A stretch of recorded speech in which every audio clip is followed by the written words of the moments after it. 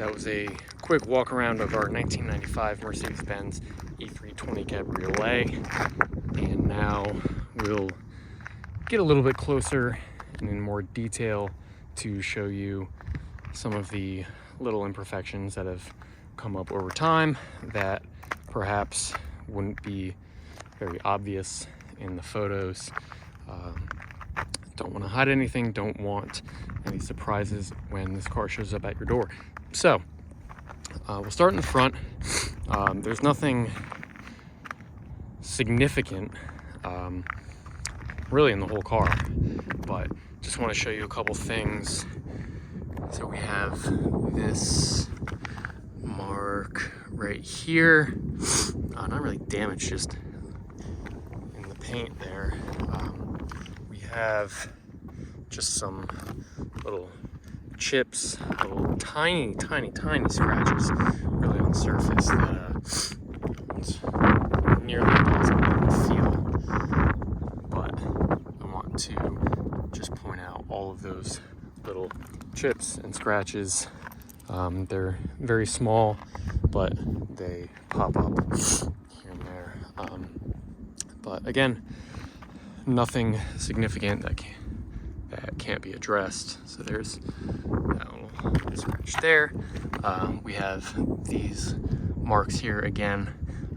Can't even feel those, but they are in the paint there. So just want to bring those to your attention so you understand. So moving toward the back of the car, a little scratch there, and then we have some marks here by the passenger side tail light. Again, none of these are deep. You can hardly feel them at all, and maybe you wouldn't have even seen them in the photos, but we have a little chip on the rear deck lid here. There's some cracking there and a couple little chips, but again, nothing significant, just the little things that you would see on this car in person. Just show you the top there. I mean, it's lovely condition. Of course, no rips, no tears, no separation in the rear window. Everything really nice there. Take you over the windshield, and there's no chips or cracks. Of course, that would be pretty problematic. So if we go inside the car, say 52,000 miles on this car, and I mean, I truthfully wouldn't even believe that this is a 30-year-old car the way it's been presented here. So you can see in the wood here, there's really no significant, there's some cracks here in the center, but we've certainly seen way worse on cars of this era, but not an issue there.